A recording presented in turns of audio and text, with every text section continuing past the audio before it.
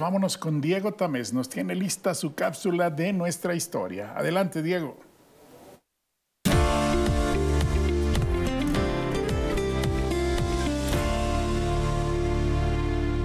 Inicia el mes de junio, un mes que en un principio estuvo dedicada a la deidad máxima de los romanos, la diosa Juno, mes en donde, por cierto, también se declaraban varios matrimonios justamente en el Imperio Romano.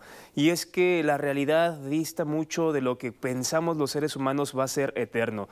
Constantemente la realidad va a estar siendo alterada, o lo que conocemos como algo establecido y que pensamos que es perpetuo realmente es efímero, como la vida misma. Así como usted va creciendo y va desarrollando distintas habilidades, distintos cambios en su físico, así el tiempo, así la historia. Con eso quiero decirle que no nos casemos con una verdad absoluta, una verdad real. Por ejemplo, en ese tema de los calendarios, justamente con la Revolución Francesa, los franceses justamente con el calendario republicano intentaron quitar las cuestiones religiosas y dejar un calendario decimal. Como le digo, este calendario republicano constaba nada más de 10 ciclos, que va a terminar justamente en el año de 1806. Esto comenzó en 1792 y en 1806, cuando Napoleón Bonaparte se autoproclama como emperador, va a finalizar.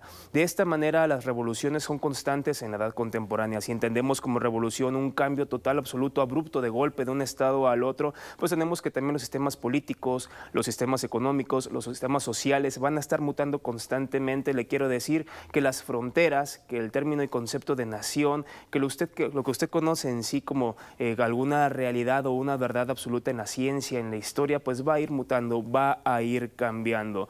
Tal es el caso, por ejemplo, de pensar que los países existen desde siempre, simplemente por pasar en el hecho o pensar en el hecho histórico de una Grecia antigua, de una Roma antigua. Pensar en la nación de Grecia actual, pues no corresponde, o digamos que dista mucho de la Grecia de la edad antigua. O decir que Italia existe desde siempre, bueno, pues también eso es algo realmente incorrecto. De hecho, México como nación, desde su fundación en 1821, es más antigua que Italia, que se fundó como tal o se unificó la península itálica apenas en el año de 1860. Por consecuencia, tenemos a una nación mexicana que es muy vieja. O bueno, qué decir, los países como tales actuales no tienen más de 200 años de existir, algunos más, algunos menos, como en el caso de Estados Unidos, que va a comenzar su independencia en el año de 1775 o 1789 con la creación de la Francia actual. O bueno, si nos ponemos un poquito más estrictos, 10 años después, con la finalización en 1799, va a surgir ahora sí Francia como el estado que conocemos en la actualidad. O qué decir de Rusia, simple y sencillamente. Hoy que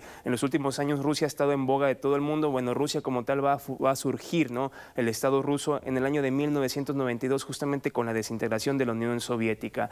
Esto quiere decir que constantemente estos cambios van a estar dictaminando la realidad de los seres humanos. Por ejemplo, actualmente también con el tema de las elecciones, algunos partidos políticos, créanme, que con el pasar de las décadas van a dejar de existir. Tal es el caso como surgió en un principio, justamente con la independencia de México, los bandos de los liberales y los conservadores, y con el pasar del tiempo también fueron mutando con algunas posturas sociopolíticas y económicas hasta convertirse más adelante en cuestiones que, bueno, de alguna u otra manera dictaminaron el andar, el porvenir del México del siglo XIX. Y bueno, desde el siglo XX, ahora sí, que posterior a la Revolución Mexicana, ese tema tan interesante, tan, pues bueno, absoluto de los partidos políticos. La realidad siempre va a estar cambiando y va a estar mutando, y es una constante justamente de nuestra cultura contemporánea. Mi nombre es Diego Tamés, nos vemos hasta la próxima. Chao.